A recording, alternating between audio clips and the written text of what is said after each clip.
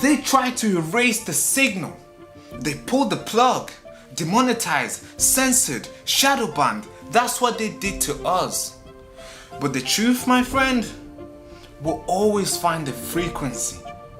I call this Operation Airwave Liberation because I'm not just back, I'm broadcasting from ruined.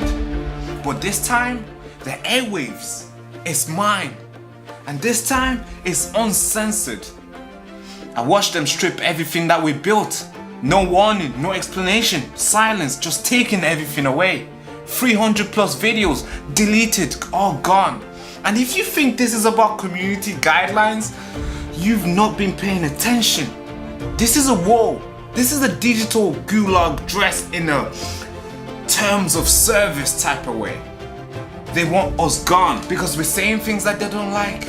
Maybe we're asking questions because we're curious. They don't like the questions we're asking. Or maybe we refuse to play nice in this echo chamber that we're in. They first hit me with the algorithm. The video is not getting enough views. Then they hit me with the monetization. Well, no money for you. But guess what? They forgot to hit my will. They thought that'll be enough. It's gonna cave and it's gonna run away. But guess what I did? I rebuilt, I rewired, I learned the game behind the curtains and see how they operate. I'm not just back. We're launching Operation Airwave Liberation. No filters, no masters, just signals. The signal they tried to block, but this time is very strong. The wind can't even penetrate through this. This, my friend, isn't just about me. It's about all of us. Every single voice that's been cancelled, clipped and used in the wrong way by the media. From now on moving forward, I'm not just creating content anymore. I'm sorry. I'm building a resistance on camera, off grid and above the algorithm. And if you are watching this, you are the resistance. This channel isn't just a platform. This is a broadcast tower for the truth. I'm glad I'm back.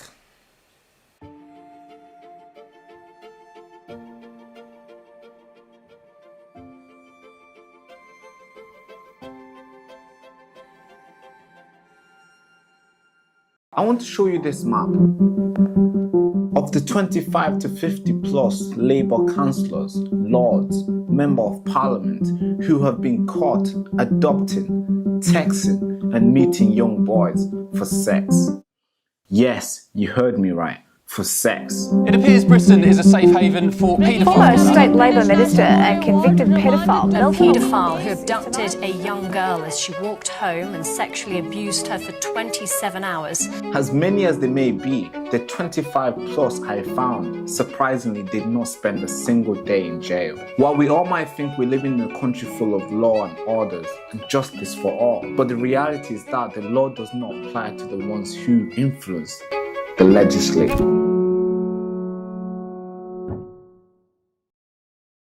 There is a massive problem with gangs using children for sexual exploitation in the city today. London, a city of opportunity, a city of light. But behind the brightness lies a dark truth. There's a scandal going on here that the people in power don't Ladies like and to talk gentlemen. about. Across the capital, grooming gangs are targeting young girls and boys in care. And it's happening more than you think. It was happening to me. It's worse than you think, every folks. week. No one seemed to care. It's worse Too often, than you the freaking abusers think. stay hidden in the shadows. But It's I want crazy. to find out who they are. It's These are insane. complex organisations, people who wear suits, prominent figures, people who've got power, people who've got lots of money. So who are these important people? You are listening Our story to the Baraka begins Show. with a rumour. Those rumours became... Ladies and gentlemen, patriots, truth seekers, digital warriors, welcome back to the show again. As you already know, this is not a regular broadcast. I have to tell you that.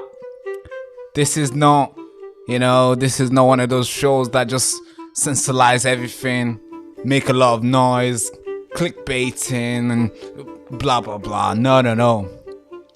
This is a strong broadcast, and as you already know, every single story that we do, we always dig deep, and we come to you with information that you won't see anywhere else. And if you do, it's because there's an agenda to kind of like clean it up, like whitewash it, make it look good. But this show, we tell you how it is. So again, I have to warn you, as I always do, viewer discretion advised. Today's story is not. It's a problem. It's a huge problem. We talk about fraud a lot, and we talk about grooming gang a lot, and we point the fingers to the normal citizens. Oh, maybe it's the Muslim Pakistani grooming gang, or maybe it's this, or maybe the Sikh, you know, protecting the young girl. Those are just individuals. Those are just normal, average people, right? But this time, if I was to tell you that this grooming gang officer, well, the guy who was running this grooming gang was a police officer. Alright. Just saying that yourself, you're like, alright, Baraka, you're lying. Yeah, it's important that we're going to talk about this. And I have to give good, big credit to, of course, the people who did heavy investigative here. Huge investigation that took months and hard work. I'm gonna have to give credit to them, but hey, let's report this. So for those people who are joining us today, folks, this is gonna be a strong broadcast. All right, cool. Let's get straight into this. Let me know if you can hear me. I'm not audible, yeah. I don't have the earpiece today, so I can't even monitor the sound. So I'll have to get feedback from yourselves. But guys, we're gonna talk about a lot of stuff, not just this. We're gonna talk about the Met Police running the grooming gang in London. The one that Sadiq Khan has, or basically almost every single time, every single day, has told the citizens that there's no such a thing as a grooming gang in London. Sadiq Khan has told us that he doesn't even know what grooming gang really is. He lives in a place where everybody's normal and everybody's having fun, and kids are safe and everything's fine. That's what Sadiq Khan says. So Sadiq Khan doesn't think there's a grooming gang. Now information have come out. Say the Met Police run a grooming gang in London. Yeah, so there's a lot of questions to ask. We're also going to talk about UK war veterans being told to prepare for war. Or maybe I should say they're trying to get these guys back in the field again. Yeah, there's no such a thing as like, thank you, now you can rest. Thank you so much for your services. Now all we're doing, what the Labour Party wants to do is this. They want to suck the energy out of these veterans who fought. Maybe they fought in Iraq. Maybe they fought in Afghanistan. Maybe the Falkland Wars. Maybe they went all the way back. All the regime change that we always involve in. And somehow they lost their arm, lost their fingers, lost their legs. And, PTSD, all the crazy stuff that comes with it. And now they're here to rest. No. The Labour Party wants them back in the field. It's insane. So we're going to have to talk about that. We're going to have to talk about a female cop accused of having an intimate relationship with 4 criminals, and also looking into data, accessing information about them on the police data. I don't know what she was trying to do, maybe free them, I'm not sure, but yeah, she had an intimate relationship with them, so you can add 2 and 2 together, you can figure out what they were doing. And the last one we're going to talk about is jihadi Muslim man sentenced to 7 years in prison for making a bomb. He's telling the nation that he was inspired. He was inspired. He was watching a lot of movies. He had all these weapons in his room because he was inspired by what came, the movies he watched and all these good stuff that he's seen. And he was inspired to have those weapons with him. He was inspired to make a bomb. I mean, what sort of jihadi shit is this, bro? Who's been... Am I the only one that's not inspired to make a bomb? Like, are we the only one not inspired to make a bomb? But this guy from Birmingham was inspired.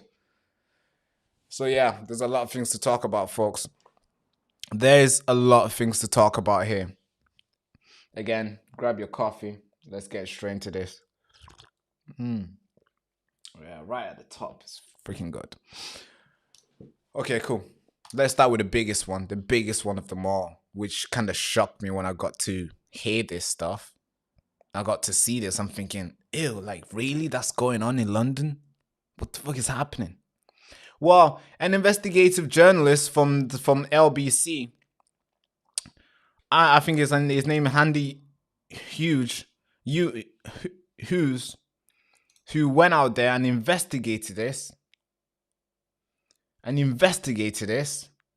found out more about it. He went to confront this retired police officer now, and then the LBC had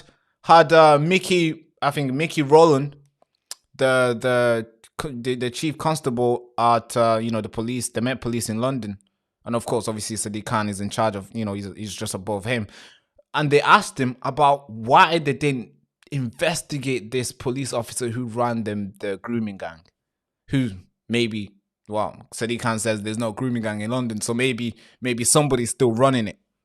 Why the police officer didn't investigate him? And then it's crazy to see how good these guys are in dodging questions. I mean, they are so smart. I have to tell them. I have to give them that. They are so good at dodging questions. They're like a slippery fish. I remember going to fish with my big brothers. They fish and they hand me the fish to put in the basket. Somehow the fish makes his way back in the water because it's so slippery. I'm like, oh no. And he goes. I think the police officers are really good. This police officer is really good at dodging questions. Somehow we had a whole minute of him talking, but he didn't even give us anything. He dodged it just like that. Man, this is crazy, folks. It's insane where we are today. All right. Let's get into this. Met Police, they brushed under the carpet. They brushed under the carpet claims of officer who ran grooming gang that sexually abused girls in care. So the Met Police just brushed it underneath. They just turned blind eye. It's insane. We've been told that 2 women who grew up in the care home in London made complaints about the officer within months of each in 2012. But we're unable to name him for legal reasons. The Met Police have launched a criminal investigation at the time into this allegation made by one of the complainants. She said the officer had abused her multiple times as a child. The officer, we're not talking about a Pakistani Muslim gang. No, we're talking about a police officer who's wearing a badge. He has a badge, yeah. Who took the oath. Who's getting paid. Who's driving the car that we give him. That's who we're talking about. We're not talking about some guy who's out there just lurking around trying to pick up girls and do wrong stuff to them. We're talking about police officer whose job is to protect the young girl. Where was I? She said the police officer had abused her multiple times as a child and shared her with other quote important men. And you might be asking, who are these important men? Well, you add 2 and 2 together. These important men appears to always wear suits, right? They appear to always have badges too. And sometimes these important men appears to be a part of the system. Important men. At a hotel in Park Lane in central London, LBC understand the other men included an MP and the judge. So, folks, this is crazy. It's insane. Forget about grooming. Don't forget about it. But this is just... All right, we were all outraged about the Pakistani Muslims out there doing the crazy stuff, doing, sexually assaulting young kids, raping them and putting them through crazy, brutal activities that they had going on. At once having hundreds of men coming in the house doing it. It's insane. The Pakistani grooming gang did that, and I believe they're still doing it.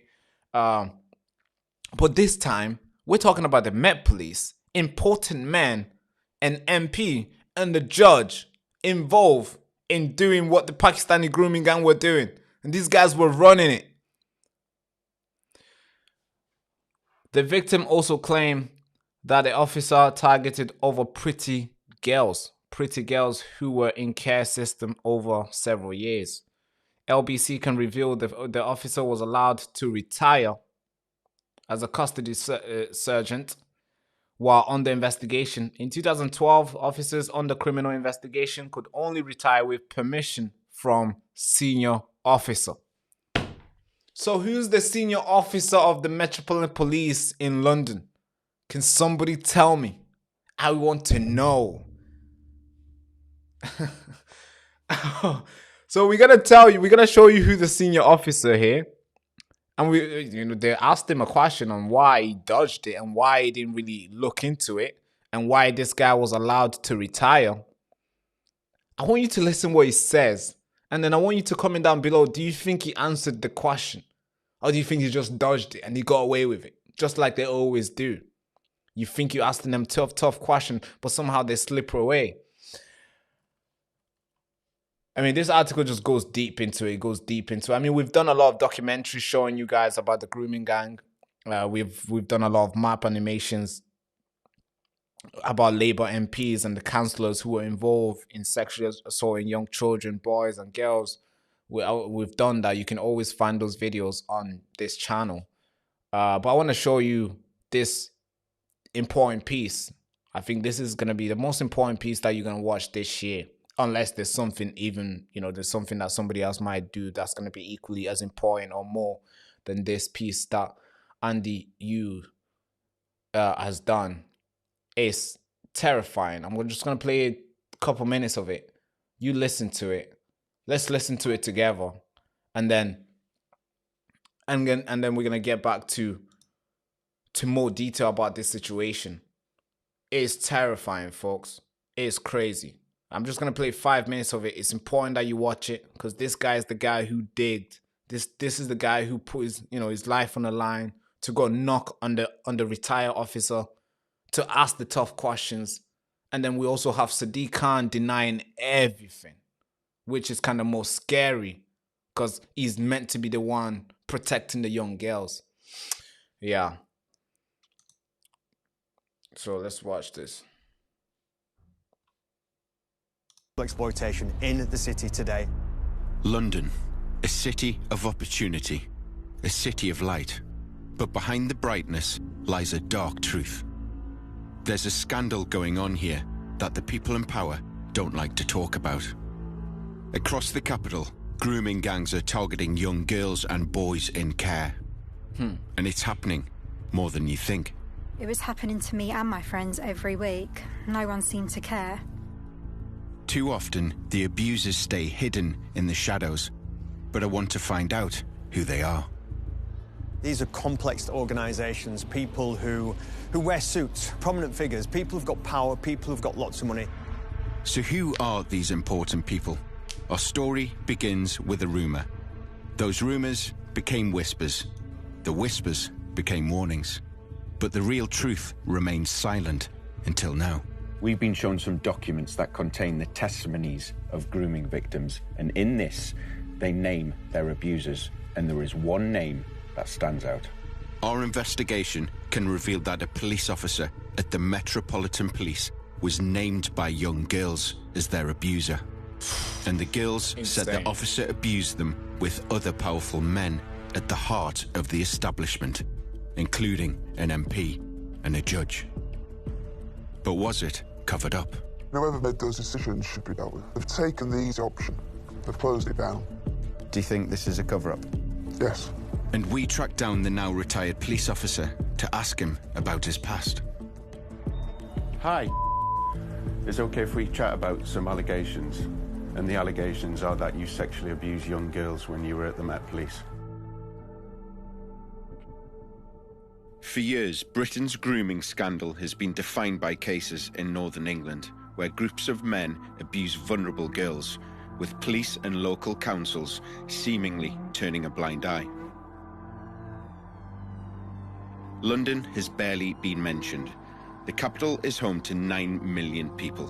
Among them are thousands of children who don't have a home. They live in care homes, temporary accommodations, and hostels. Some drift through the system with no one to protect them. I start my journey in East London. It's one of the most deprived areas in the capital. This area has hundreds of young people placed in social care. I mean, it's pretty deprived, right? I've come to meet Chris Wilde.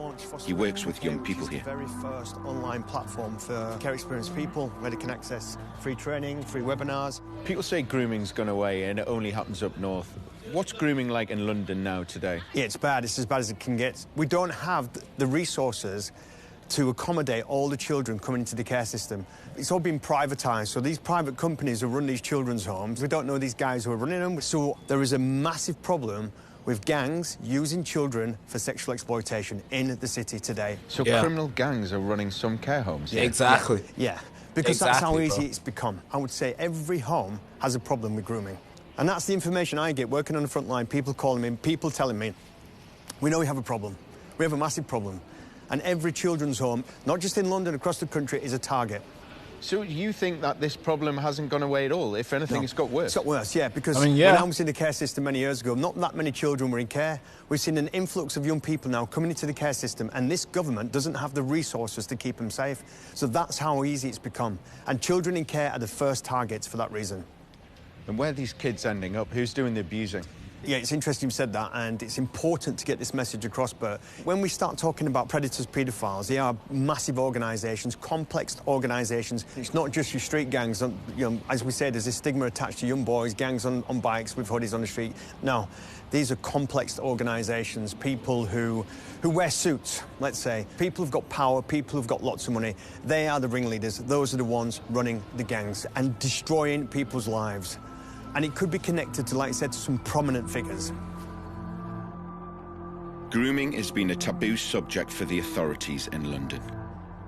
Survivors say the people in power are refusing to acknowledge the scale of abuse going on here. Even the Mayor of London seems unwilling to accept the term grooming gang. Are you saying we haven't got the same sort of gangs that are in Rotherham, Bradford and lots of other places in the country? Just fully what's a misunderstanding. What does she mean by that? You know full well what I mean by that. It's all over the television. You know exactly what I mean by that. These gangs of people that are grooming young girls for sex. Do we actually have those in London? Today we need to give a full answer. Can she be clear what she means by that? I'm not clear what she means. How much clearer do you want me to be? Earlier this year, the government launched a review into the grooming scandal, but 10 months on, it's still not underway. 9,000 cases are being investigated by the Met in the last 15 years. Mind the gap between the train and the platform. I've come to meet a young woman who grew up in care. Like many others in the care system, she was reported missing dozens of times. I was about 14 at the time, and there was a group of guys who used to hang around with me and some of my friends in the care home. Everyone was scared of them, but they were actually really nice to me. Well, at the start anyway. One day one of them asked what shoe size I was, and then the next day turned up with a new pair of trainers for me. That's what they do. No one had ever done that for me before. Exactly. So, you know, I guess it did make me feel kind of special. Then he said he would take me out that night, but when he arrived, there was 3 other men with him in the car. Yeah. I was confused, but I didn't really think anything at that stage. Then when I got in, they said they were taking me to a hotel for a party. But it was not a party, it was just a hotel room. They gave me vodka and drugs, and I soon realised that they wanted to have sex with me. It was all a bit of a haze. I remember when I got back to the care home, I told one of the adults what had happened to me, but she just shouted at me for being drunk and told me to shut up. Do you and see? It didn't just happen to me. It's crazy. It was happening to me and my friends every week. No one seemed to care. Nobody cares. That's crazy. So who is doing the abusing? It's insane, folks. Nobody cares nowadays. I don't want to disrupt this. There's more information. If you think this is bad, well, there's more. This guy is just touching the surface, which I have to give him credit for. He's touching the surface, but there's more. Just tune in. Actually, I was not planning to play the full thing, but we might as well play the whole thing, right?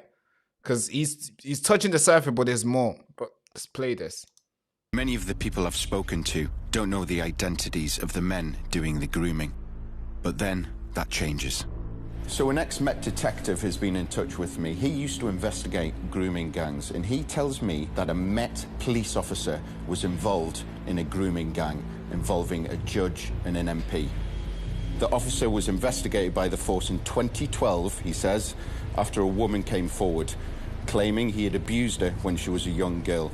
But the investigation was closed a year later due to lack of evidence. Now, for legal reasons, we're not naming this officer, but we've spoken to several people involved in this case who've raised serious concerns about the way the investigation was handled. I've been given the name of a local councillor who supported the victim who made the complaint against the officer. Councillor Ruth Bush sat in on police interviews, and she's agreed to speak to me. Take me back to 2013, when you were in the police interviews with this victim. What was she saying that happened to her? Well, she was telling them things she told them outside of the interview and things that she told me, which were all about how she had been sexually abused as a child by a number of people, but particularly by somebody she would always just refer to as, and how he would lift her on his lap and fondle her, and on numerous occasions. And it was that, a real depth of distress. Ruth says that the police interview room had cuddly toys in. She cuddled the toys and she needed them. And I was under instructions. I knew what I needed to do, which was basically sit there quietly while she spoke on the horror that had happened to her in her childhood. And they were all about 8, little tiny children, and she said they only picked the pretty ones.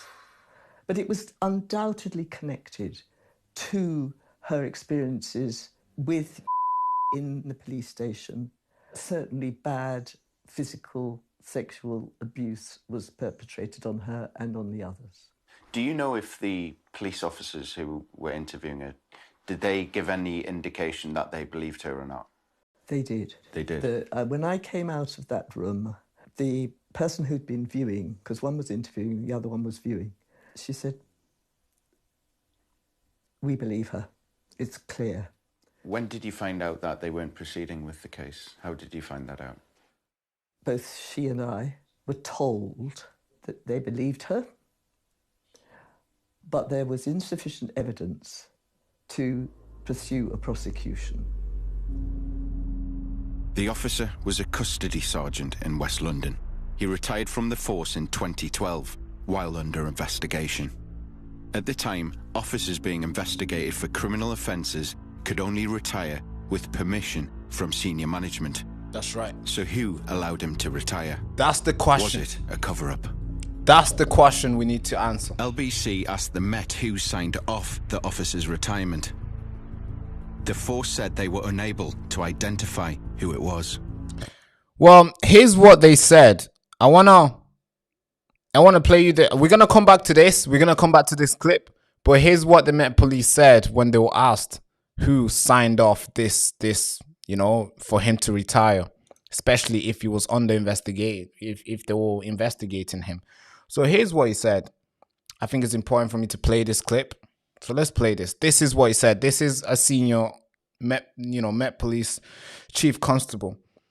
A former Metropolitan Police officer accused of being involved in a London paedophile ring or grooming gang. There were 2 complaints made against a custody sergeant back in 2012. This was elevated or escalated to Detective Chief Inspector level. I understand you've been made aware of this.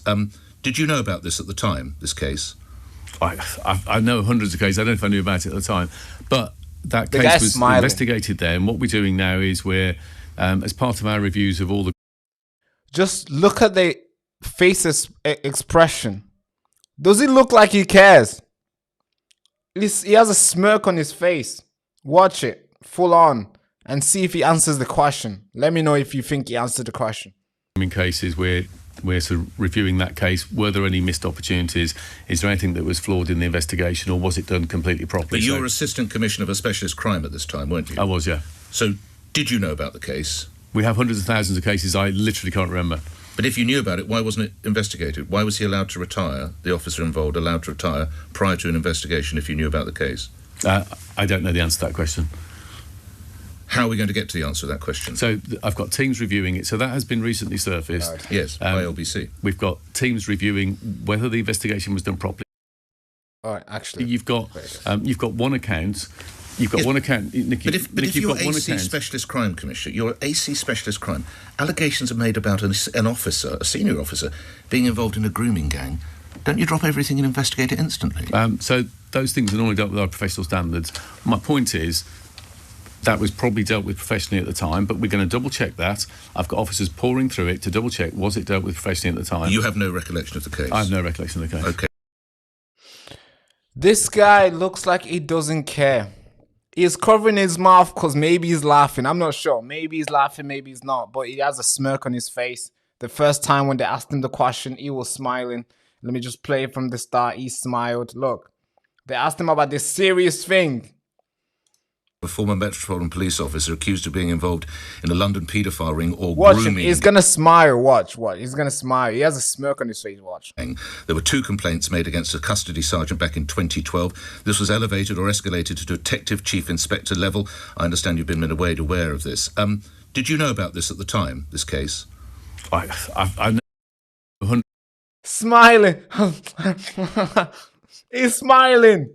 The case, I don't know if I knew about it at the time, but that crazy, folks. He didn't even answer the question. He allowed this pedophile, this police officer who ran this thing. He allowed this guy to basically retire. So, save his ass. Like, hey, bro, I'm gonna, scratch my back. I'm gonna scratch yours. So we're gonna, you're gonna retire. It's fine. It's fine. You've been a good, member of the little club that we've been running. It's all right. You can retire. It's fine. It's fine. You can get your pension as well. It's, big pension. Yeah, you won't even have to think about whatever you're gonna buy next. You can even go buy a boat if you want. You're gonna retire, my friend. And yeah, the guy retires.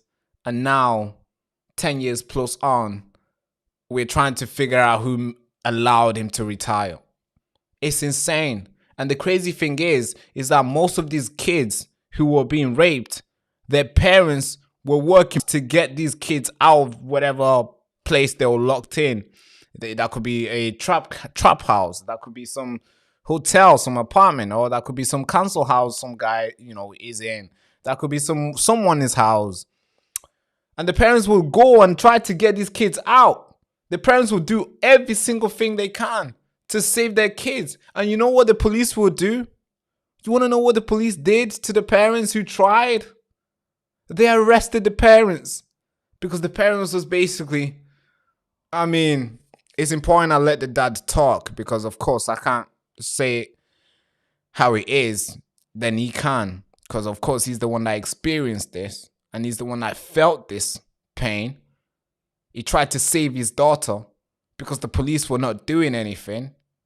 And then he's the one that's arrested for trying to save his daughter from the trap house, from the house that the daughter was being raped in. It's insane. This is crazy. We need the whole Met Police we need to clean the whole swarm. We need mass arrest. We need mass firing. We need to fire everybody. This is crazy. Everyone who has been there for more than, I would say more than 10 years, they need to go because they've seen something and they didn't do anything. Look at this video, folks. It's important you see this as well. I'd got a phone call to say with Elizabeth. By the way, this is a father who gets a phone call and they're telling, hey, your daughter is here. And of course, as a father, you'll probably run there to save your daughter, right? Duh, you would, right? Anybody would. He gets there. He calls the police. The police comes there. The police see the daughter is inside. Hundreds of men inside. Tens of men doing stuff with them. With the, it's like a young little girl inside the house, and there's like tens of people inside of that house. The police says, the girl's, she's choosing to stay in there, and then because the dad stuck around, they arrested the father. It's like, how can you make this shit up? That's why maybe now I actually agree with this investigation that the Met Police ran the grooming gang in London. Because why would you arrest the father who's trying to save the daughter unless you are getting paid, or maybe you are a part of it, or maybe you know your shift, maybe you know you're gonna clock in very soon and you don't want to interrupt the mission. I don't know. Can somebody tell me, am I missing something here? So I come across, because I lived on next estate, I come across, banged on door, I saw a movement in curtain, then within probably 5 minutes a police car arrived. They asked me what I was doing, I told them, they arrested me and took me back to where I lived, and then they arrested me. So obviously I'm sat in house again, and I was getting more and more frustrated. So I come back over to the flat. 1 hour later or something, was it? It was about 20 minutes. Oh, right, okay, yeah. So it seemed within minutes a van pulled up this time, and I think there were 2 or 3 officers. They arrested me, took me down to the police station. Took me in police station. They didn't take me to where they usually charge people and that. They took me straight through into a room near cells. So I'm in there. About half an hour later, they come and got me. Come on, you're going. I went, what do you mean? Just follow me, they said. So I followed them, and they took me through officers and out from where police station is, where public going.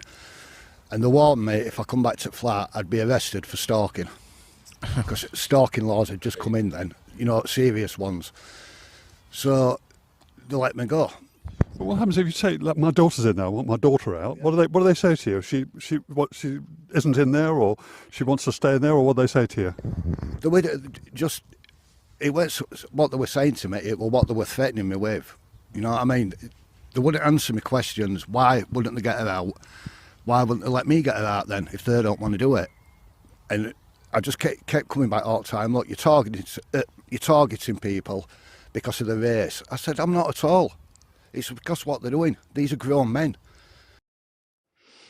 Yeah, it's crazy, folks. The dad went there to save his daughter. The police comes and arrest him for stalking. Bro, his daughter's inside being pounded on by a man. Big grown man, hairy chest, hairy legs. Sorry to get very detailed in how these men probably are. But yeah, his daughter's in there and he's trying to save his daughter. The police arrest him. And by the way, the police arrest him. The daughter was still inside the house, still inside the trap house. It's still inside there, and those guys are doing God knows what they're doing to them. I mean, you know, if you read all the transcript that's come out from the court on how the detail of it all, it's insane. And that's what those guys were doing to the daughter, and the father is outside trying to get his daughter out. Well, the police will come and arrest you for interrupting, I guess. For maybe intervening in what they were running. Now we know. It's crazy. And then when you ask Sadiq Khan about grooming gang, and this is what Sadiq Khan says, it's like he's just taking the piss. He doesn't care. He doesn't really, like, I don't know how this guy is still in power. I don't know how Londoners have kept this guy in there. I mean, the first thing that Londoners should have done is sack this guy, fire him, get him to resign. Something needs to be done, or vote him out. But when you ask Sadiq Khan about grooming gang, this is what he has to say. I asked you this question last week and you found every which way but not to answer it. Just how many grooming gangs have we got in London? To avoid any misunderstanding, can she define what she means by that? Yes, if you look at what's gone on in Rotherham, where there are people taking young girls, grooming them for sex, that is what I'm talking about. We know in London there are issues about exploitation of young people, but they're not as defined by the member in her definition of what those types of gangs are. So are you saying we haven't got the same sort of gangs that are in Rotherham, Bradford and lots of other places in the country. Just fully, what's a misunderstanding? What does she mean by that? You know full well what I mean by that. It's all over the television. You know exactly what I mean by that. These gangs of people that are grooming young girls for sex. Do we actually have those in London?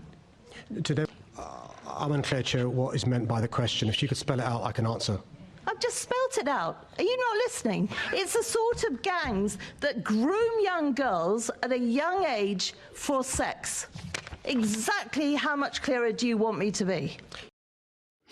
Yeah, that is Sadiq Khan.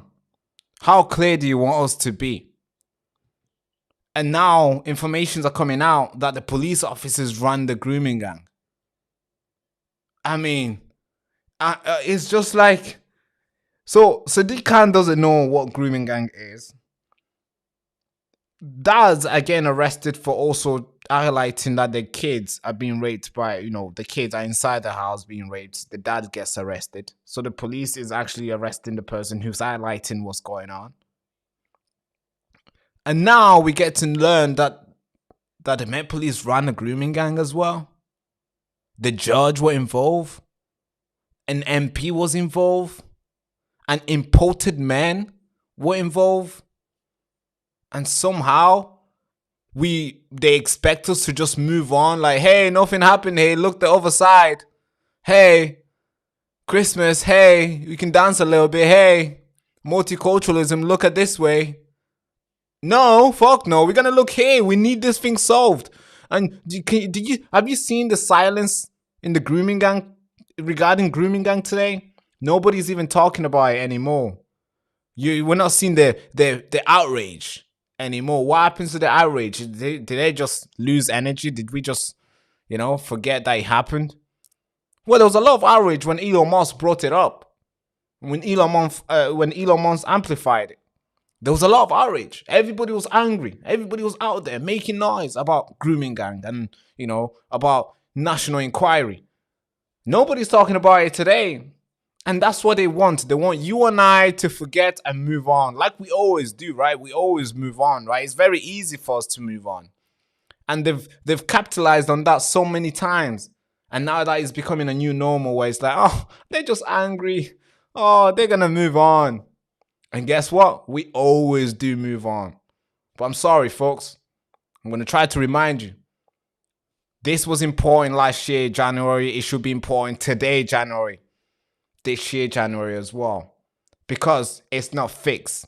And the fact that this information has just been revealed, it just makes it even worse. And our actions should be different. We shouldn't just talk. We should demand these guys to, we should demand the resignation letter. We should demand these guys, especially the person who might be the one who let this Met Police who ran this grooming gang, especially the person who let this guy retire. We need that guy to resign, possibly jailed as well. Somebody needs to investigate Sadiq Khan. We need to look into him. Was he involved? Did he know about it and he turned a blind eye because he didn't want to upset his, some people? Or did he do nothing? We need to investigate him, and if he's implicated in it, he needs to be fired. We need to, he needs to resign and possibly jailed. Because we can't just sit here and hope these guys will investigate themselves. Well, they never do investigate themselves, and if they do, they come out with nothing. They come out with like, oh, everything is fine. We've investigated this ourselves, and we found out nothing, no wrongdoing occurred. Nothing is wrong. That's what they do when they investigate themselves, right? Nothing. Now, it's always fine. They investigate themselves, and everything else is fine. And then we believe like, oh yeah, they investigated themselves, so it must be fine now. Really? Is it fine? I don't think so. It's crazy. Let's get back to this documentary. We got 5 minutes into this documentary. Let's get back into this. Let's do it.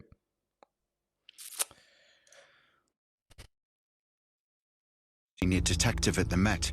He tells me the same officer was accused by his second woman just weeks after.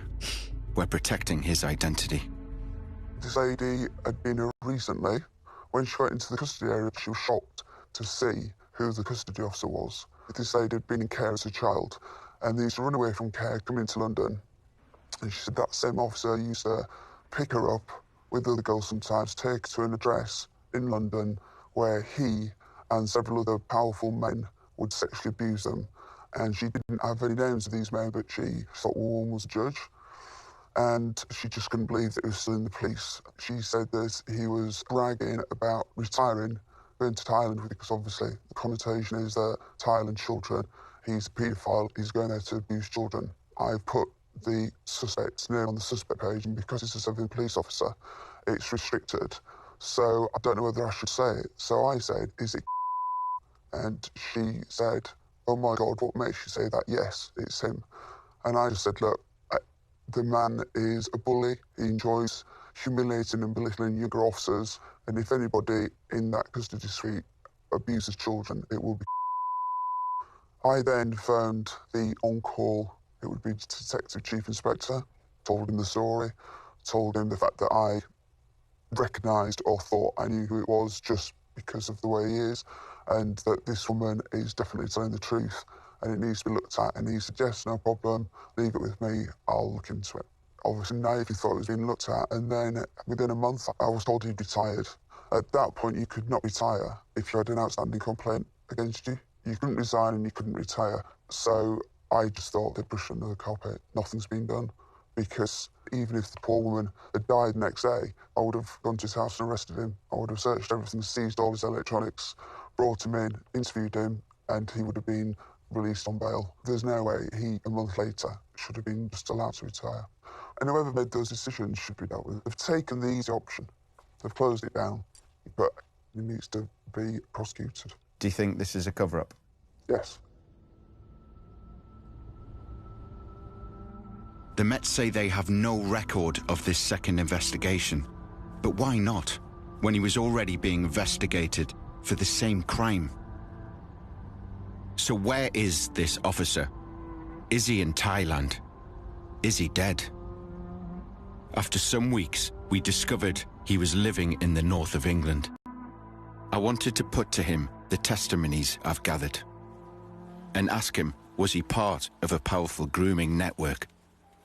Hi, my name's Andy Hughes. I'm a reporter for LBC. Is it okay if we chat about some allegations? Confront this fucker. I do, yeah. Here's a letter which details the allegations. The allegations relate to your time at the Met Police. And the allegations are that you sexually abused young girls when you were at the Met Police. Do you have any comments to that? Can you take this letter? All the details, all the details are detailed in this letter. It's got my contact details on, and you can respond to that. There's time to respond.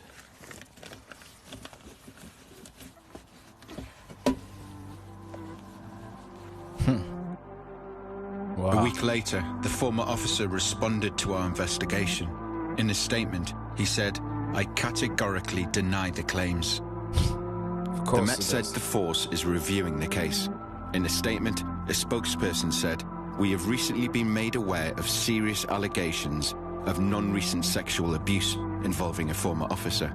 Our Directorate of Professional Standards did receive a complaint about this individual in 2012.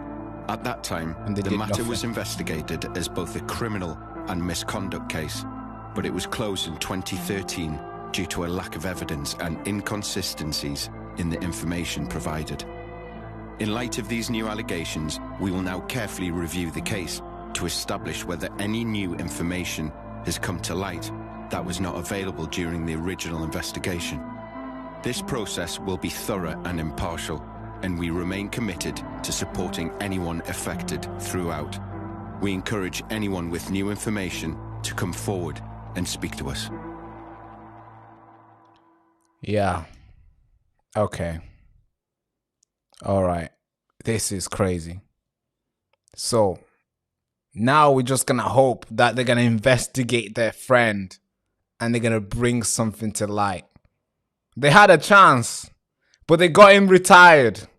They probably gave him a big fat pension. You know, the pension for the, for the civil service is huge. It's big and it's protected, heavily protected. You got a big pension. You probably got a house somewhere. Probably got holidays back and forth. He's heavily protected by his friends. He scratched their back and they're going to scratch his. And you're expecting us to believe that the Met Police, they had a chance to investigate him. They failed. They gave him a fat pension and they got him to retire a month after. And you're telling me 15 years later, we're going to sit here and expect them to investigate him again. And they're going to bring something tangible for us to see and wrestle with and celebrate. No, I'm sorry. You can't try and manipulate me like that. I'm sorry. I'm not falling for it. We just need everybody to be fired. We need the person who let him go to be fired. We need the people who worked around him to also be fired because they are complicit. They knew about this information and they did nothing. We need basically every single person who worked with him at that time. Yes, I'm talking. Some of you guys might be like, yo, that's collective punishment. You know,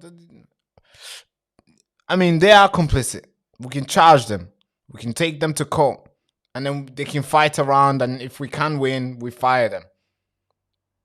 It doesn't matter how much it will cost. You know? Because they moved young girls around the country to important men, MPs, judges were involved. Judges were involved. Yes, the people who you rely on to go and make a good moral decision in the court on how the country should be governed. They were out there. Also being involved in sleeping with young girls. It's insane, folks. This is crazy. And are we just gonna sit here and just say, oh yeah, it's fine. You know, it happened a long time ago. What goes to say that it's not happening now? Because Sadiq Khan says there's no grooming gang in London. So if the police ran the grooming gang in 2012, 2015, 2010, 8, 9, it may be 7, it goes all the way back. If they run it then, and Sadiq Khan says there's no grooming gang today, what goes to say that it's not happening today? Look at this. The Met Police launched a criminal investigation at the time into an allegation made by one complainant. She said an officer had abused her multiple times as a child and shared her with other important men. Who are these important men? I want to know. These important men. Who are they? Why are they so important? And why can't we get the names out to the public? Important men at a hotel Park Lane in central London. LBC understands that the other important men include an MP and a judge. The victim also claimed that the officer targeted other pretty girls who were in the care system over several years. So it didn't happen one time. So they were recruiting forcibly. They were lurking, luring these young girls in, young girls in for their sexual pleasure. And I'm sure they probably made a lot of money around it because I mean they were getting important men. I'm sure these important men were paying good amount to keep these officers working. And we're finding out today that hey, this has been going on for several years. But hey, they can retire with a fat pension. It's crazy, folks. It's insane. This goes deeper and deeper and deeper, folks. We can do like 2-hour broadcasts with it. We can do like a whole show about it. Oh God.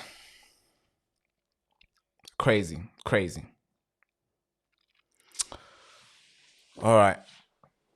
Good evening, folks. I'm sorry we had to start this broadcast with a heavy load of information. I'm sorry about that. I'm sorry. Well, again, obviously, as I always tell you, this is not a regular broadcast. This is not a show where you can come and, and dance around. No. We give you information that will make your stomach turn. Information like this. So I apologize for starting the show like that, I have to say. But then, the nation needs to know. Now let's move into something else. There's a lot more I want to cover today. I love but I think the Metropolitan Police, there's a lot of corruption in there. I honestly do, and I keep looking into this, and every single time I look, I always find something. And maybe someone might say, hey, Barack, just don't look. Then obviously, the corruption is going to get even worse in there. But every time you look, there's always something. You find something. And now, the Met Police, of course, this is in London. Now, the West Midlands Police hired an officer, a female officer. And this female officer was, of course, she worked in a cell in prison, and then now she's accused of having intimate relationship with 4 criminals. I mean, why do we hire people like this? So first of all, we hire people who are able to run, who are going to run grooming gang. That's in London, according to the case that we just spoke about. And then we also hire people who are going to sleep with criminals who are later going to be accused, allegedly sleep with criminals in the jail cell, and also get weed and transfer inside to give their intimate partners in the cell, and also be able to go into the police data and try to, I don't know what she was trying to do, maybe delete it, maybe erase them from the data, maybe try to make it easier for them to escape, because I don't know, if you delete them from the database, then they can escape. We won't know if they're missing or not, because we won't know who's missing. I don't know, maybe, I'm not sure, but it's important we talk about it, because these are the people that we're recruiting in the Metropolitan Police. West Midlands is even worse. West Midlands is worse. It's worse, folks. Now, this girl has been attended court for, again, this is the girl who attended court just a few days ago. Why? Because she was dating, having intimate relationship with criminals, with 4 criminals. So not just one, but 4 criminals. I mean, the audacity, folks. The audacity in the system. She basically saying, "Hey, fuck this. I'm gonna have 4 on 1. I don't care. Bring them all." The audacity to have 4 partners inside inside prison, and also bringing cannabis inside for them, and also try to go and meddle around with the data system, with the police data, with the prison data. That's insane. That's crazy. It's crazy. But let's read this article real quick. We're not going to spend too much time about this story, but I think this story is important. That's why I want to cover it, because things like this are becoming a lot, it's becoming normal now, where these people who meant to make the laws that we make being enforceable, meaning if the government say we're not allowed to do this, then these people are meant to go around and make sure nobody else is allowed to do it. But this girl was having intimate relationship with people who have broken the law, and then she was smuggling in cannabis inside for them. I mean, I think that's why it's important for me to report this story. So here it is. A former PC officer appears in court charged over intimate relationship with 4 known criminals. A former police officer appeared in court today charged with misconduct in public office after she allegedly misused police computer system by accessing information about known criminals who she had intimate relationship with.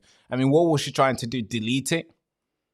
Make it seem like these guys are not arrested and they're held there by accident or for no reason?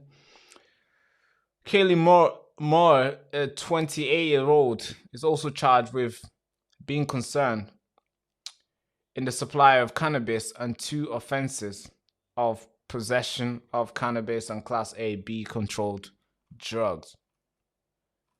She appeared in court dressing in black. Dressed all in black, a former West Midlands police constable spoke only to confirm her name and address during a brief hearing at Birmingham Magistrate Court this morning. Moy was not asked to enter plea to the fourth count of misconduct in public office, which relates to allegations she failed to notify her forces after forming intimate relationship with the criminals or drugs charges. So she's not plead guilty or anything, no plea or anything. So I'm not going to follow up this story, but I think this story is important that we talk about this. Because this is what the Met Police do. They always hire the wrong people. Because last couple of days we got to know that the Met Police were hiring these type of people inside. So they will hire a girl who will go around and sleep with criminals. Or if they're not gonna do that, they're gonna hire someone who has slept and has been charged for raping young kids. Listen to this, folks. It's crazy. This is what the Met Police do. I don't know what kind of, all the budgets, all the money that we give them, somehow they still can't hire properly. They can't do background check. It's crazy. A review has found that 131 officers and staff in the Metropolitan Police committed crimes or misconduct after they were not properly vetted. They include 2 serial rapists. David Carrick is one of the UK's worst sex offenders, and Cliff Mitchell was allowed to join the force in 2020 after a vetting panel overturned a decision to reject him because he'd previously been accused of raping a child. This is what the Met Police is basically recruiting. They're not looking, they're not doing background check. They are just saying, come in. They're recruiting pedophiles, they're recruiting rapists, they're recruiting, girls who are easily manipulated to sleeping with criminals in jail, in the cells. They're just recruiting them. Come in. We're gonna get your badge printed by the time you come in tomorrow morning. It's all right. All you have to do, just turn up to the interview and you got your job. It's confirmed, done. Come in. Can you jump? Yes. Can you talk? Yes. Yeah, you got the job. This is what they do. It's very easy now. Imagine these are the people that they're meant to turn up to your house to protect you. Imagine a known rapist, a serial rapist being recruited in the Met Police. All right, now he's working for the police. And then given the sexual exploitation, given the sexual activity, the sexual assault that's been taking place in the UK today, imagine that officer is the one that's been deployed to go help a young girl out. I don't know, folks. I'm not sure. I'm not sure how that will go. Oh, maybe hope. People can change. Yes, they can. But if you give them more power, I don't know if it can easily change, especially if they know they are in control, especially if they know that they can just easily lie and get away with it, as we've seen multiple times. It's crazy, folks. It's crazy. Now let's move into the next story. I wanna cover most of the stories here today. Most of them are like Met Police now. It's just Met Police. We got this other one, a Birmingham man. It's always the Met Police, isn't it? So, Birmingham man has been... Let's see what it is. So, number 3. No, we've done number 3. It's number 4. Let's do number 4, then we'll finish off with number 2. Because that one is it's wrong what they've done to, what they're trying to do there. So let's do number 4. Jihadi Muslim man sentenced to 7 years for making a bomb and having weapons in his room. Folks, you need to see these. You need to see this. This guy was basically trying to turn himself into a professional. I don't know what he was planning to do, but whatever he was planning to do was going to shock people. He was going to shock the world. Whatever he was planning, it was not going to be like a tiny little mess around. He was going to massacre. Insane, folks. Crazy. Look at this. This guy has been jailed now. But I want you to see what he had in his room and what he was planning to do. And also what inspired him to have these weapons. And by the way, this guy's a 20 years old man. Very young, if you ask me. And the weapons that he had in his house and what he was planning to do. Obviously, we don't know what he was planning to do, I guess. But then I want to read out the reason why he had these weapons. It's crazy. I don't know what's going on here. I don't know what sort of movies are these young guys watching. I don't know what sort of book are they reading. But something needs to change for sure. Mahmoud was first arrested in April last year, after concerns were raised about his online activity. Counter-terrorism officers seized his phone, and what they discovered painted a deeply troubling picture. On the device, officers uncovered a 15-minute video that explained in detail how to create an explosive. Prosecutors at Birmingham Crown Court told the jury that Mahmoud had deliberately searched for this kind of content, showing a clear intention to seek out extremist material. It's crazy. But it didn't stop there. Investigators also found a disturbing collection of terror propaganda videos, including brutal execution footage. Yeah, exactly. Alongside the digital evidence, police also discovered conversations in messages where Mahmoud talked about building a sword. When they searched his bedroom, officers found a part-made sword, unfinished but still dangerous, along with a display of weapons on his wall, several large knives within arm's reach. In police interviews, Mahmoud admitted to making the posts and confirmed the weapons were his. Yet he denied having any terrorist intent, insisting he was not a danger. The jury did not believe him. After hearing the evidence, it took jurors less than 2 hours to unanimously convict him of possessing a recording likely to be useful to someone committing or preparing an act of terrorism. Crazy, folks. It's insane, folks. This is what we are bringing into, I don't know. I'm not sure who's inspiring these young guys. I don't know what sort of movie these guys are watching. I don't know what sort of books that these guys are watching. They're definitely not watching and reading the books I read, because I don't get inspired to do this sort of thing. And I'm not saying I'm a saint or something. No, but let's read this story. And look at what this guy had in his room, folks. Look at this. It's crazy. What is he doing with all this? For what? What is he planning to do? Like, look at this. You know what that sign says? That sign says... Okay, hold on 2 seconds. Let me try it. Let me verify that sign. Let me just verify that sign real quick. I don't want to say something that's wrong. Let me verify that sign.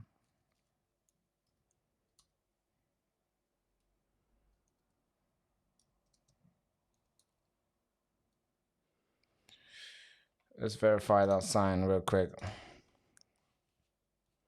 2 seconds, folks. Give me a second. Before I report about the sign, I need to know exactly what this sign really is.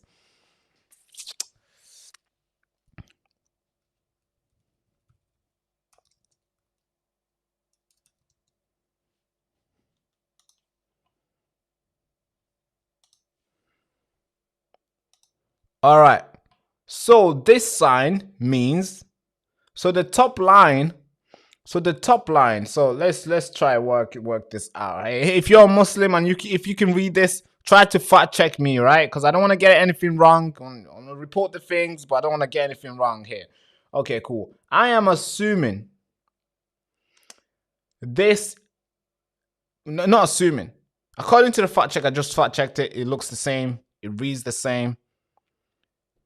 This thing says, this whole thing here says, it says, La ilaha illallah. That's what that means. La ilaha illallah. That's what that means. And of course, if you translate it to English, it means there is no God except Allah.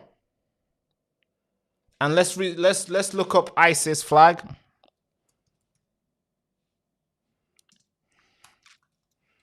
All right, it's important that we're doing it together here. We're doing it together, right?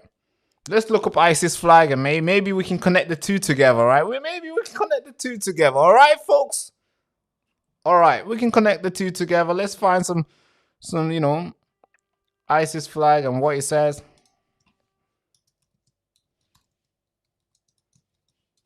Okay.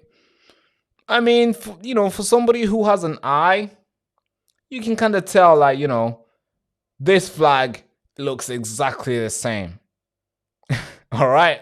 Just in case somebody in a group saying, hey, Barak, that's not an ISIS flag. All right. We just found out what that means.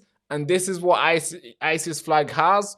And this is what it means on the ISIS flag. And it means exactly the same thing. I'm going to bring it up to the screen real quick. Give me a second. Give me a second, folks. So this is ISIS flag, all right? We just figured out what that really means. It means there's no God but Allah, la ilaha illallah, right? And here on the ISIS flag, it also says there is no God but Allah on the ISIS flag too. Maybe it's written in a small little words, but that's what it means as well. It means exactly the same thing. So this guy has been reading and worshipping and possibly has been recruited into this terrorist group. And he was making weapons, making bombs. And he was sitting in his room making bombs, making weapons and carry weapons and all these crazy stuff that he had. Look at this. I mean, what do you need for this? I mean, what kind of food are you making to need this knife? I mean, what are you making? What are you going to be cooking? What do you need? I mean, what are you protecting in your house? Some people might say, hey, I have these weapons at home because, of course, people might come and try to rob my car. People might try to come and steal my new phone.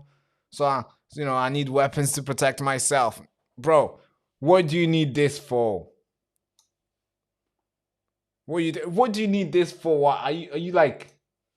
What are you doing? What are you going to do with that? And also, what do you need this one for? This guy was like in an Avengers or something? Real life Avengers? It's crazy, folks. It's crazy. What do you need this for? An arrow barrel, what do you need that for? Are you going hunting? And who are you hunting? Animals or human beings? I don't know, folks. Looking at what this flag means, that's an ISIS flag. And who do they go after? They go and fight and they go and kill infidels, right? They go and try to capture land and they go try to terrorize the whole world. Is that what this guy was planning? I don't know, folks, but let's look at this article here that gives us more detail about this 20-year-old man. A 20-year-old has been sentenced after a detailed guide on how to make a bomb was found on his phone. It's crazy, bro. It's insane. Adam Mahmoud was found guilty at the Birmingham Crown Court of possessing a recording likely to be useful to a person committing or preparing an act of terrorism. After a week-long trial in September, he was sentenced to 4 years. 4 years. 4 years. I mean, are these guys taking the mic? 4 years into a younger offender institution. Judge Simon Drew KC remarked that an alarming display of medieval weaponry. Yeah, medieval weaponry for sure. That's a good description. Yeah, medieval weaponry was also found at the home of the former motor mechanics student, including knives and axe and catapults. Muhammad claimed that now listen to this. Listen to the reason. This is a joke. This guy's either taking the piss or he thinks we're all stupid. Muhammad claimed that these items were linked to his interest. To his interest. All right, let's read this properly. Muhammad claimed these items were linked to his interest in Islamic history. These weapons were linked to his interests in Islamic history. So he likes the history. They were linked to it. And of course, we're not going to get into the Islamic history, right? It's brutal, all right? It's brutal, okay? We don't want to get into it, all right? We don't want to talk how Islam took over Egypt. We don't want to talk about how Islam took over Sudan, how Islam took over the sub-Saharan Africa. That's brutal, man. Some of you guys might like, hey, it was because of trade. Okay. How about those weaponry that they used and all this crazy machinery that they did and to take over a land and all this crazy stuff? I mean, it's crazy. I mean, we don't even want to talk about the Ottomans. We don't want to talk about, yeah, there's a lot of history, all right? How Islam went around, of course, in their history, and he was interested in it. And of course, making a bomb was also probably his interest too. You know what strikes me the most? You know what is actually so painful? Is that this guy, in the next 3 to 4 years, is going to be walking. Meaning, he's going to be outside. He's going to be living a normal life. So, and we know that our prisons do not really punish individuals like himself. We don't really punish these guys. Because they, because why I say this is because almost every single person who comes out of prison, they come out, they're worse. They're worse than they were before. And the reoffending is like, I think the reoffending is 18%. But that's the ones that, go back to jail and recognize that, oh yeah, they were here before. Never mind the ones that who offend and we don't find them out. We don't get to them. Because they've learned the way to escape. They've learned the way, they've learned from their mistake in being caught. So there's 18% of this guy coming out because he knows how to make a bomb, because he knows how to make these weapons. He's not going to forget it. And actually, there's more reports that suggest that when you jail these guys, they become more radical. They do. So maybe the next 4 years from now, this guy will be walking. He'll be fine. He'll be doing his stuff. And hopefully we pray that he's going to go back to his mechanics and he's going to go fix cars and become a, contributing member of society and just become a good guy and abandon his history, his interest in Islamic history and just abandon all that. I hope, I pray. But I can't be a fool to think that's the way it will go. Because, of course, history has told us that when you jail these guys, they come out and they're worse than what they were before. So it's crazy, folks. I don't know what's going on. But I can just report to you that this guy had an ISIS flag that says there's no God but Allah. Which also, the crazy thing is that I don't want to bring Nigel Farage into this, but Nigel Farage was campaigning for Somaliland, and behind him, behind the flag of Somaliland, it says exactly the same thing as this. So Nigel Farage was campaigning for Somaliland, and the flag of Somaliland says exactly like this. There's no God but Allah. Muhammad is the messenger of Allah. And Nigel Farage had it with him campaigning for Somaliland. It's like I'm looking at this thinking, Nigel, what the fuck are you doing? And then when you read the history of how Somaliland came to an existence, bro, it came out because there was, a terrorist group wanted to have their own land. And they fought the mainland, and then they broke away. They were rebels. And then they changed themselves along the way. They changed the flag multiple times. And they decided, all right, we're going to make it just an Islamic country. And that's what Somaliland really is. I don't want to diverge into that. But that's a huge thing when you see Nigel Farage campaigning with that. It's like, yo, what are you doing?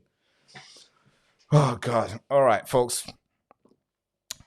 All right, let's move into the next story. Last story here before we wrap up. Folks. All right, we're going to go number 2. Last story, number 2. UK war veterans told to prepare for war. UK war veteran told to prepare for war. So these guys have done everything that we asked them to do. They've lost their arm. They've lost their legs. They've gave us everything. They've gave us the freedom that we have today. We don't speak German because of most of these guys. Some of you guys might argue that, oh yeah, all those guys who fought in World War II have died now. Still, they're still veterans. We still need to thank them for their bravery in putting their life on the line. Most of them joined the force when they were like 19, 20. Some people joined as young as 17 to go fight for the country. That's a lot of bravery. And today, you don't see that in today. A lot of young men would rather stay at home and scroll on TikTok and scroll on all these other various sites, which I can't name. But back then, in the early 90s, young men were brave as hell. They were considered adults. By the age of 14, they were considered adults. They were out there. They were like Alexander the Great type of men. But today, a 20-year-old is still an adolescent. It's like, what do you mean he's still an adolescent? What do you mean? 18-year-old, a 28-year-old is still figuring stuff out. What do you mean you're figuring? I mean, take your time, but what do you mean? So, but today's veterans who went out there, they fought for the land, they protected us in all these, some of you guys might say the last 20 wars has been fake. I agree. Yeah, Iraq war was like, hey, we could have easily avoided it. We didn't have to spend £8 billion. We didn't have to lose 600 plus men. We didn't have men and women. We didn't have to have our servicemen being hurt, injured, and come out worse than they went there. We didn't have to do that. But of course, Tony Blair wanted us to do it. And he made enormous amount of money out of it. Tony Blair is the richest politician in the UK right now. The richest ex-politician in the UK. He has over 300 plus thousand staff. And he has businesses operating in 70 plus countries. That's Tony Blair. He made a lot of money. But we have veterans who are struggling, some of them are sleeping on the street. But the Labour Party have decided that these veterans, they need to get back up and they need to start getting ready, because if Putin, or maybe if Iran wants to come, these war veterans need to stand up and protect us again. It's like they're ungrateful here. It's like we don't care about these guys. It's like we see these war veterans as just like tools we can use and manipulate and be like, all right, you can go ahead, do this for us. We need you there. Now, let me read you this article here, because I think this thing is important. So let's get this thing loaded up. All right, cool. I don't want to easily mix it up with a lot of information. But this is what it says. New rules to make it easier to call reservists for war. Okay, so I want to scroll all the way down, because everything here is like, it's like just talking. Now here, the Labour Party is changing this part here. So from, I think, yeah, let's read from here because it's important here. All right. McFadden told MP that the nation was in an era in which we face confrontation with those who are threatening security, and pointing to Russia's war against Ukraine as the most obvious and pressing example of this. The document also referred to Iranian hostile activity on British soil, and adversary planning how to disrupt energy or supply chain. All right, now this is the part that's important. No. I think I've missed it. Sorry, guys. Sorry, I'm reading the wrong part. I'm reading the wrong part. Give me a second. Give me a second, folks. Should I just read the whole thing? All right, here it is. So they've launched a new legislation on the armed forces contain. The changes will publish in Parliament later, with some parts seen by ministers as crucial part of the conversation about Britain's readiness for conflict. Measures affected. All right, let's just read this part. All right, there's no need to read all this. Okay, cool. The current age for fighting, for having veterans back in the front line is it still is 55 for reserves, right? Now they want to raise this. They want to raise this to 65 Meaning they can get the, 56, 57 years old, 60-year-old, 63 years old, 50, 69, no, not 69, to 65. They want to bring them in. They want to say, hey, thank you so much, but we want you back in. We want you to come fight again, which is kind of cruel because these guys have fought and they've just reserved themselves saying, all right, okay, cool. I've done everything. I'm tired. I'm going to rest. Maybe I'm 51 years old. I'm going to rest. But if you need me, I'm going to go back. But then now let's say they are 59. They're resting. They're thinking, all right, they're not going to call me anymore. Oh, I'm done. Oh, look at this. I've 3 fingers. God. PTSD. Crazy stuff.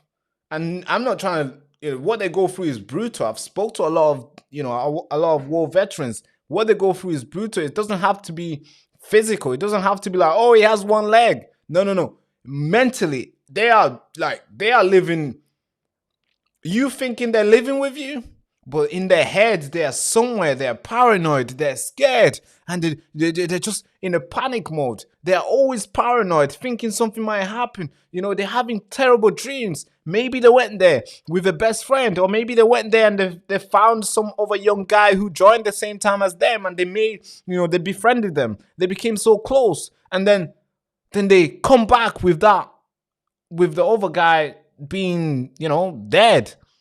That's terrifying for someone to see.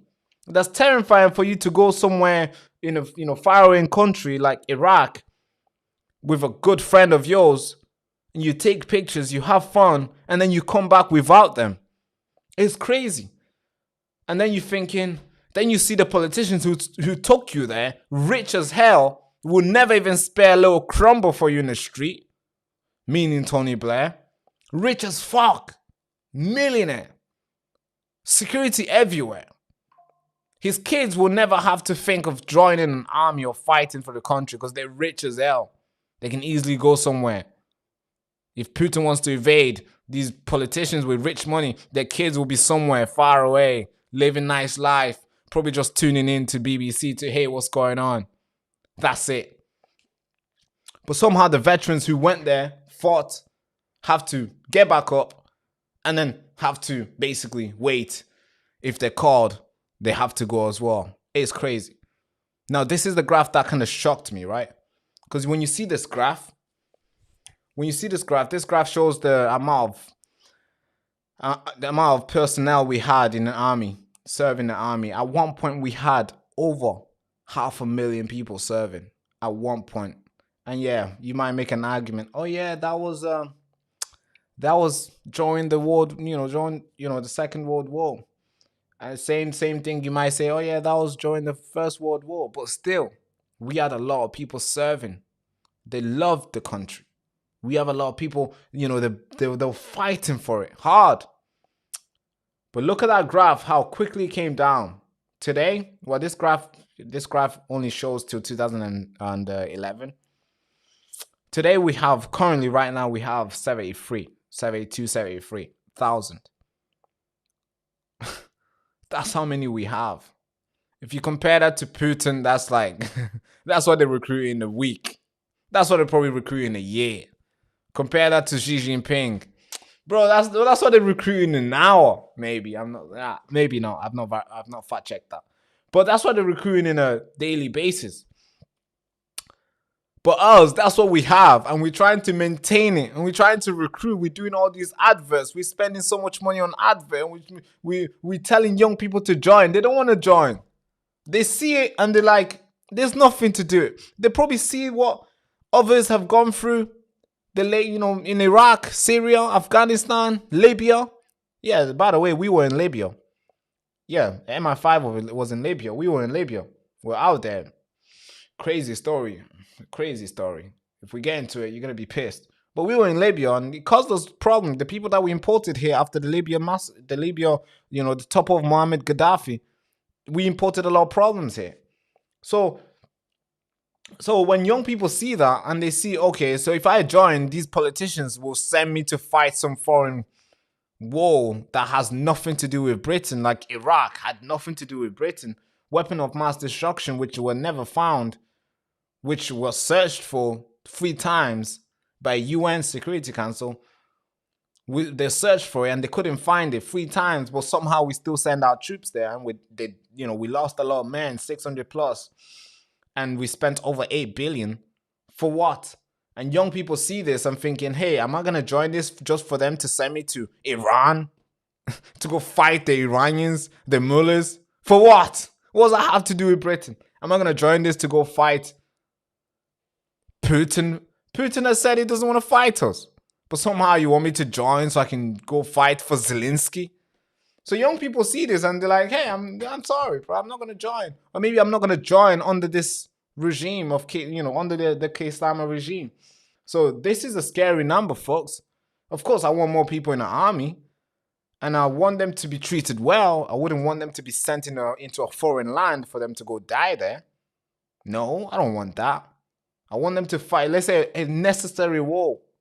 If there's something that actually poses a threat, not a threat that we perceived and we know politicians will make money from, and we just want to send out young men and young women. I oppose that. I oppose all foreign intervention at all costs unless it's putting us at risk. So yeah, this is the graph.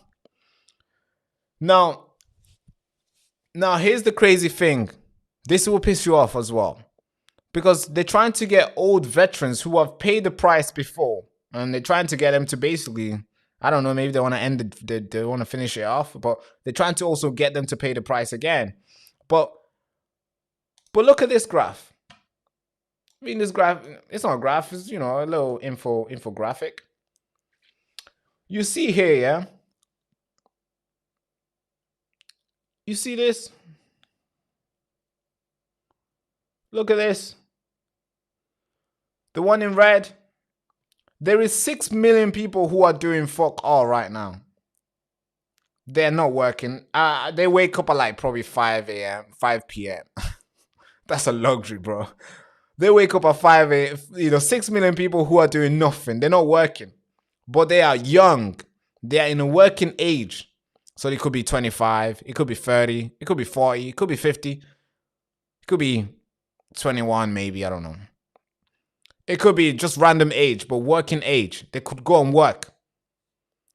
They don't work. No work, but they are on benefit. This is the graph. There's like 6 million people right now in the country.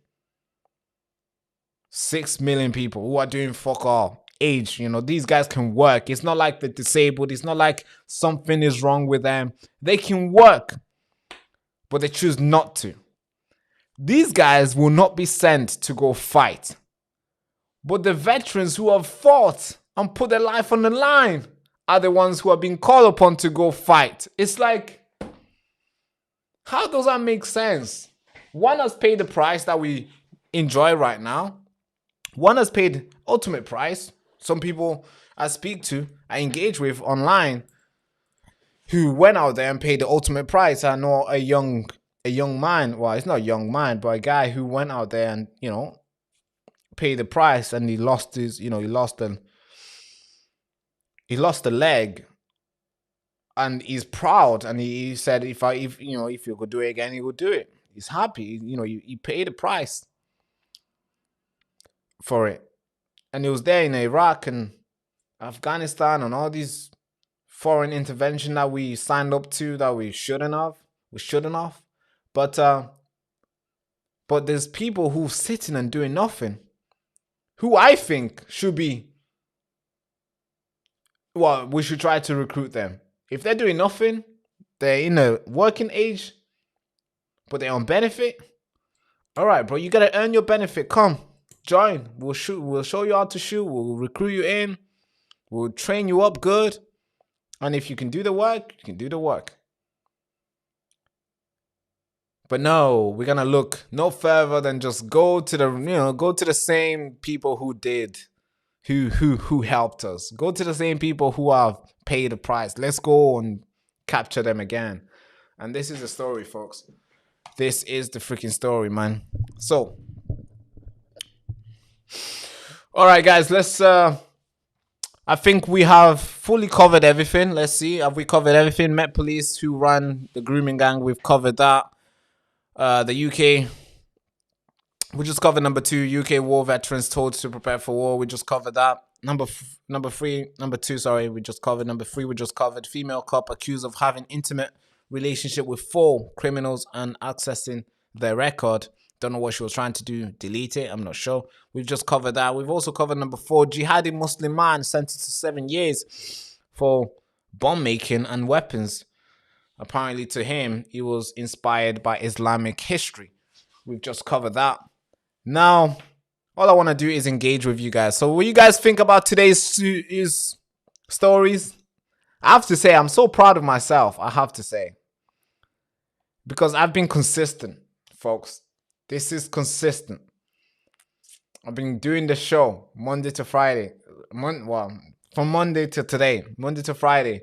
We've completed the week. Full week. That's huge. That's huge. I'm proud of myself. We've completed a full week. Monday to Friday. This is going to be a new thing now. Join us Monday to Friday from 4 till 6. Today seems like we might finish early, but it depends on what you guys have to say. So let's engage with you guys. What have you guys have said? So let me see the chat. Let me just pull it up and see what you guys have said, and we can engage together and see what's going on. Somebody says, thank you. Great show. Thank you so much. Thank you so much, Veronica. I think Veron. Thank you so much. Appreciate you. I think it's been great, Barak. Thank you, Tracy. Thank you so much. Appreciate you. Great show. Important topics. Yeah, I hope so. I think they are important to me. And, I hope they were important to you as well. So thank you so much also for that. Now let's see. 2 seconds. The chat is always moving away. Somebody says, God bless you for your work. Thank you, Michelle. I think it's Michelle. Thank you so much. Appreciate you. Fab, Barak. Great show. Barak, thank you. Kaz says, now we got a huge guest coming on tomorrow. I'm not sure if you guys are aware. We got Danny Tomo is coming on tomorrow at 8 o'clock. Make sure you have the notification on. Make sure you have the notification on. Danny Tomo is coming on. We've had him before, but we had him on a call. He was on my, I called him. We were on live stream. I called him and to ask him about something live. And we had like a 20-minute discussion on the phone call. But this time he's going to join us full on for, I don't know, maybe 2 hours, maybe 3. We're going to go full on. We're going to cover a lot of stories. We're going to go full. I mean, it's important that you turn up. It's important that you tune in. I'm going to go back and forth with him. So all your questions, all your concerns, all your healthy concerns, all your healthy criticism around what he's doing, we're going to go through all that with him. And yeah, so support us. Join us tomorrow live at 8 p.m. But we've scheduled for 8 p.m. tomorrow. But something might change, as of course is family stuff. It's a family man. He has a lot of things that's going on. So something might change, but 8 o'clock. Have your time.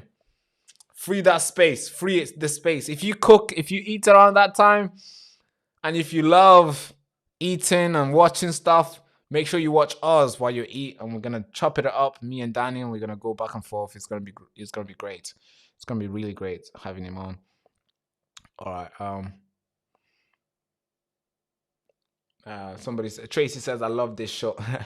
Thank you. I appreciate you for saying that. I appreciate you for saying that. I love this show too. I really do love this show. Although it gets me in a lot of trouble, but I do love this show. I do. Dun, dun, dun, dun, dun, dun. Somebody says, Rosemary says, nobody should fight for dictator Starmer. I mean, it's gonna be hard for the men who have joined the forces. Although I do not want to encourage men to not join. I think serving your country in a way to protect it, like joining the army, it's extremely bravery and it's extremely important. And I salute for every single young man, old, young woman, old, young, doesn't matter. I salute all those men and women who are serving the country right now. But I feel like a lot of these politicians, they don't really think about these young men and women who are in the forces. They see them as like tools. Like, hey, we can send these many here. We can send these many here. They don't think these guys also they have family. They have children.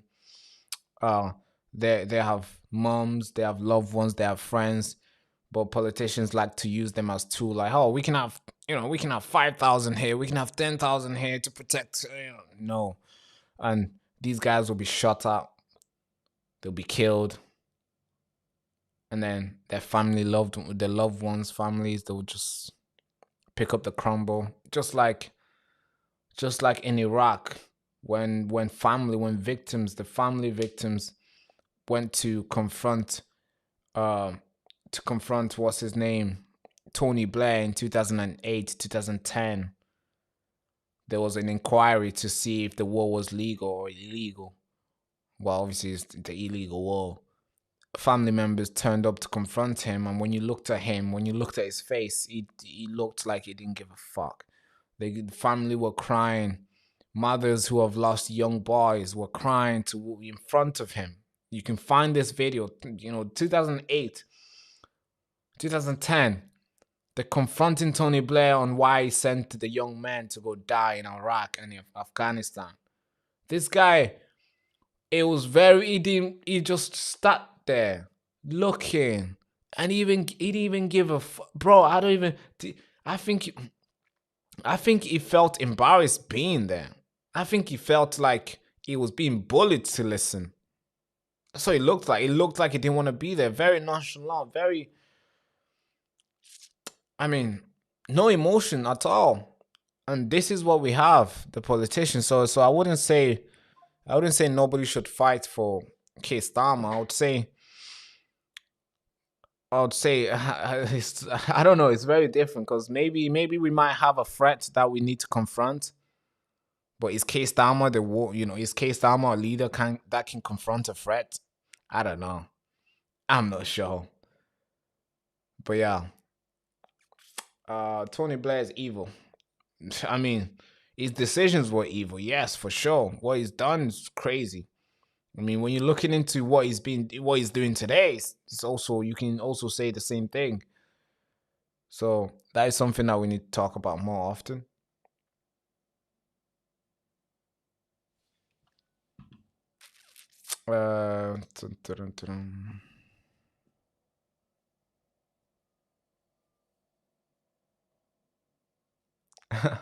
So the team made a poll. I'm just looking at this poll. The team said, should we call upon young unemployed people to enlist in the army or increase the retirement age? So a lot of people said, yeah, call the young people to obviously join, the young unemployed people to join. And 5% said, increase the retirement age. What? Increase it to 80? What? It's going to be increased to 65. What else you want to increase it to? Well, you want to have a 70-year-old with a gun? Yeah, I'm gonna fight Putin. Really? Bro, what? 7% is going up now. It's gone up to 7%. What do you want? You want an 80-year-old in the trenches hiding? Of course they can do work. They can, I've seen a lot of 80-year-olds who still can move a mountain, but not all of them. Come on, folks. Let's be fair now. They need to rest. Let's be fair. They need to enjoy their holiday. They need to enjoy their life with their partners. They need to travel around and see stuff that they didn't get to see while they were working, and experience stuff that they never got to experience while they were working. So I think why is this graph increasing? Why is more people voting for increasing the retirement age? I'm sorry, I disagree with that. Yeah, scary time for sure.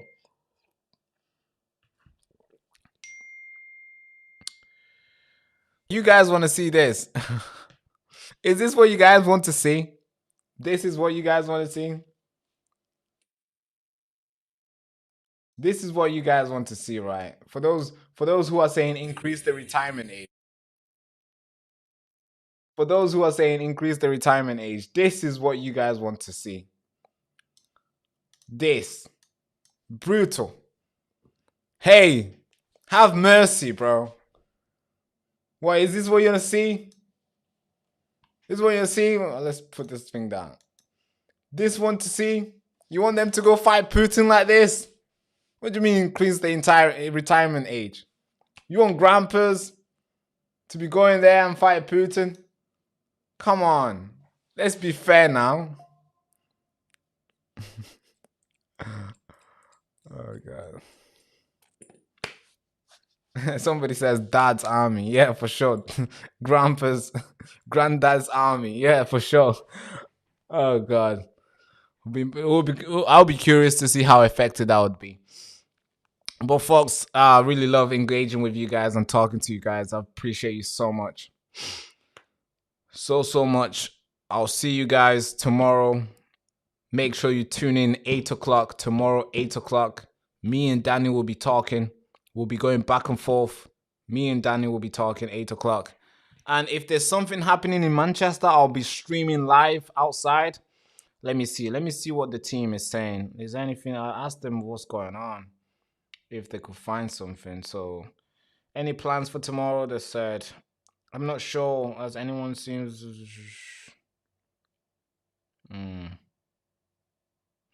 It seemed like there's no plan for tomorrow. Ask the team what's the plan. But if something pops up, I'll be live. But 8 o'clock for sure. We're gonna be live with Danny Tomo. So make sure you tune in.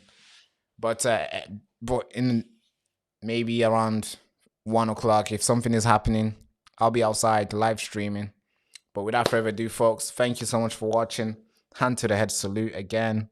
It's been a blast having you guys on. It's been lovely talking to you guys. Hand to the head salute. Bye-bye. Thank you so much, folks. Thank you. They tried to erase the signal. They pulled the plug, demonetized, censored, shadow banned. That's what they did to us. But the truth, my friend, will always find the frequency. I call this Operation Airwave Liberation because I'm not just back, I'm broadcasting from ruined. But this time, the airwaves is mine. And this time, it's uncensored. I watched them strip everything that we built. No warning, no explanation, silence, just taking everything away. 300 plus videos, deleted, all gone. And if you think this is about community guidelines, you've not been paying attention. This is a war. This is a digital gulag dressed in a terms of service type of way. They want us gone because we're saying things that they don't like. Maybe we're asking questions because we're curious. They don't like the questions we're asking. Or maybe we refuse to play nice in this echo chamber that we're in. They first hit me with the algorithm. The video is not getting enough views. Then they hit me with the monetization. Well, no money for you. But guess what?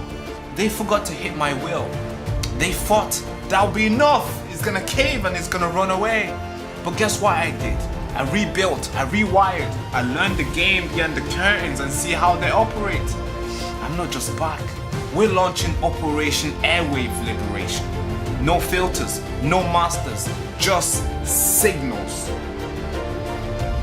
The signal they tried to block, but this time is very strong. The wind can't even penetrate through this. This, my friend, isn't just about me. It's about all of us. Every single voice that's been cancelled, clipped and used in the wrong way by the media.